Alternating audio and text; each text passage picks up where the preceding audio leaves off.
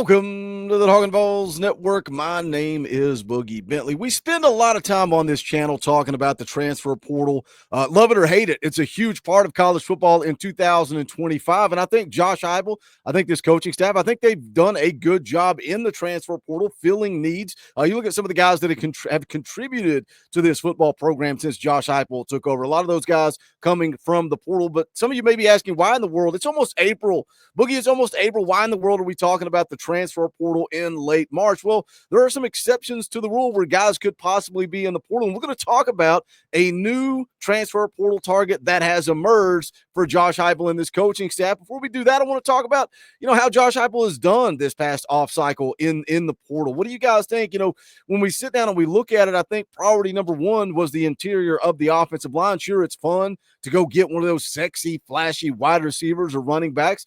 We had a need, and that was on the interior of the offensive line. And Josh Heupel, this coaching staff, they went and added Wendell Moore Jr. They added Sam Pendleton, and at the time, I thought those were good fills. I think there were positions of need, and I thought those guys could contribute to this football team. But here we sit 2 weeks into spring camp, seeing those guys meet with the media, seeing some of the reports coming out of practice. I think, and we'll find out, we're going to find out this fall, but I think Josh Heupel and Glenn Ellerbe hit a home run with Wendell Moore Jr. and Sam Pendleton. Man, I loved what Sam Pendleton had to say when he met with the media, talking about playing for his brothers, talking about blocking for the guys beside him, blocking for the guys behind him. He's a throwback. He's an old school guy. I think Sam Pendleton is going to be a dude. But again, we'll find out this fall. You needed a running back. You went and added a nice running back in Star Thomas. And we're not going to have that big guy, right? We're not going to have that Dylan Sampson. I just don't see that. I don't see us having a guy like Dylan Sampson in 2025. I think it's going to be running back by committee. I think it's going to be Peyton Lewis, Deshaun Bishop, Star Thomas. There's a lot of buzz about Dwan Morris, a true freshman. Can a true freshman contribute? Can they contribute at running back for this football team in 2025? You also needed wide receiver. And I think when I sit back, if I'm going to give Josh Heupel and his coaching staff a grade for the offseason in the transfer portal, I think it's probably a solid C+. Because you needed some guys at wide receiver. You did go get Amari Jefferson. I was high on him coming out of high school. Didn't play any last year at Alabama, coming off of the hip surgery. We'll see what he looks like going through the summer and into the fall. I think we got some dudes at starter, Mike Matthews, Chris Brazzell, Braylon Staley. But I think we need depth at wide receiver. So that would maybe put this offseason at a C+ for now. Let's see what they do post-spring. But what other needs for you guys are out there? And you can put these in the comment section, how you feel Josh Heupel did, what your needs are as we're halfway through spring camp.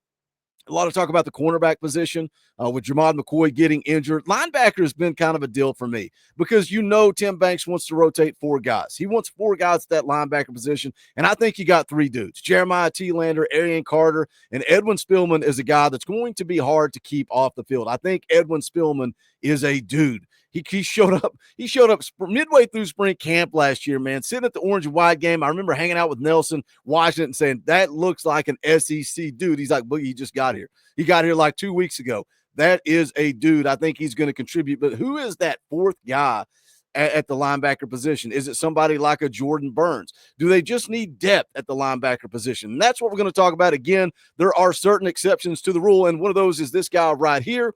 3 schools have emerged as the front runners for Tennessee State linebacker star transfer Sanders Ellis. So again, how in the world is he in the portal? Why are we talking about the transfer portal? Well, if your head coach packs up and leaves for another job, you get a 30-day window. That is the case here with Tennessee State linebacker Sanders Ellis. We're going to get into it. We're going to talk about it. Is Tennessee in it? Before we do that, I need you guys to do me a favor. You know the deal by now. You've been here long enough. Smash the thumbs up down there below the video. It's quick, it's free, it's easy. It helps the channel. I would greatly appreciate it. Also, if it's your first time here, welcome to the Talkin VAWLS Network. We're not experts. We don't pretend to be experts. We don't pretend to be insiders. We don't have a narrative, man. People coming at me this week saying, Boogie, you're so negative.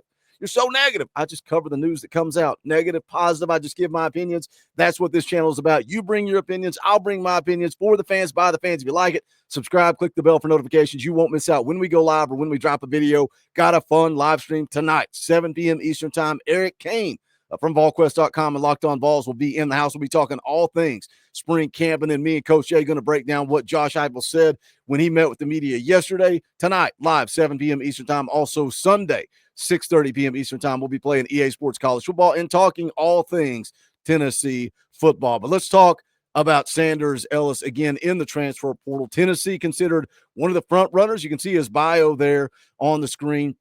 6'2", 225 pounds out of Nashville, Tennessee. So an in-state kid. He was a three-star edge rusher coming out of high school. Spent most of his time his freshman season at Tennessee State at the inside linebacker position. So is this that depth piece that we are looking for? When I talk about the 2 deep, maybe even the 3 deep, is this what we are looking for in Sanders Ellis? He's got 3 years of eligibility left. So this is a guy you can take a chance on, take a shot on. Again, how is he even in the portal? Well, his head coach, Eddie George, leaving Tennessee State, taking the head coaching job at Bowling Green, and that's one of the exceptions to the rule. That's one of the exceptions. So all players at Tennessee State get that 30-day window to hit the portal, and that's exactly what Sanders Ellis has decided to do. 247 Sports. This is what they had to say about Sanders Ellis. Says he was named one of the 25 finalists for the 2024 Jerry Rice Award, recognized as the National Freshman Player of the Year in Division I FCS football. Ellis would be moving up a notch to FBS ball, but he played a full season at the FCS level, and he has 3 years of eligibility left to use. So, of course, that's question number one. Right, question number one, can he take that jump? Can he take that step? That's a huge jump. Boogie, you're talking about this guy contributing. Can he take a step from FCS to FBS? And not just FBS, can he go from FCS to the SEC? And I know MTSU is not FCS, but some of the same questions came out about Jacoby Thomas a year ago when he transferred from MTSU. And I think Jacoby Thomas is a guy that I think is going to contribute. I think he's probably going to be a starter in the 2025 season. So when you're talking about Sanders Ellis, maybe he doesn't contribute in 2025, but maybe he is a guy that adds depth for this season, and maybe he contributes in 26 or 27. 247 Sports goes on to say Ellis recorded 83 total tackles. 55 of those were solo, 12.5 tackles for loss, and also 3 sacks, contributed with 3 fumble recoveries, a quarterback hurry, and 3 pass breakups. Says Tennessee State's successful 2024 campaign included a 9-4 record and a share of the Big South OVC Football Association title under Heisman Trophy winner Eddie George. Tennessee State earned its first playoff berth since 2013. Ellis was a young standout player from a winning team. Now, if you go over to on3.com, what do they say? Well, they say he is the top player currently available in the transfer portal. But again, can he make that jump? Can he take that step from FCS to the SEC? So where is Tennessee at with this? Because if you go back to the tweet from @transferportal on Twitter, it says 3 schools have emerged as the front runner for Sanders Ellis. And this is according to Pete Nakos of on3.com. 3 schools considered the front runner would be Tennessee, Auburn, and Virginia Tech. And again, so we talk about a guy like Sanders Ellis. We talk about a guy trying to take that jump to the next level, to the SEC. Look at the offers list. So again, the interest is coming from Tennessee, Auburn, Virginia Tech. All 3 of those schools have offered. Also, Purdue has offered. ECU has offered. App State has offered. Some other schools offering as well. The Pete Nakos article also mentioned that he grew up. It was his lifelong dream. Sanders Ellis had a lifelong dream of playing for Tennessee. So are they the front runner? It's kind of funny. You go to his Twitter, there's some tweets out there. There are some people putting it out there that he is coming to Tennessee, that it is a done deal. He is coming to Tennessee. He tweeted out about 12 hours ago and confirmed, I'm still open for recruitment. Hit me up. Went over to VolQuest. Austin Price said he would be a depth piece if they choose to add him and if he wants to come here. So it's his lifelong dream to play at Tennessee. Kind of makes me wonder if Tennessee is continuing if they want to take a flyer on Sanders Ellis. But that is the news for the day. The transfer portal chaos, transfer portal season, getting a little taste of it here in late March. What are your thoughts? Jump in the comment section and let me know. As always, smash the thumbs up on the way out the door. And I want you guys to go check this out.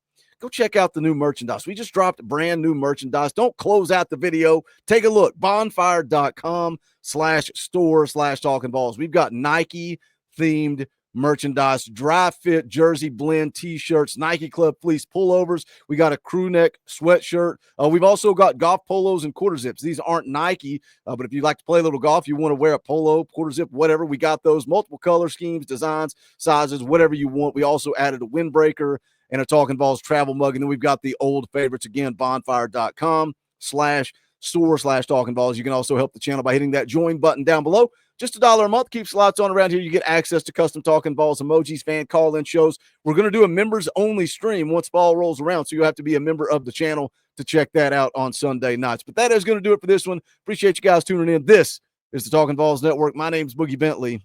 Go Big Orange.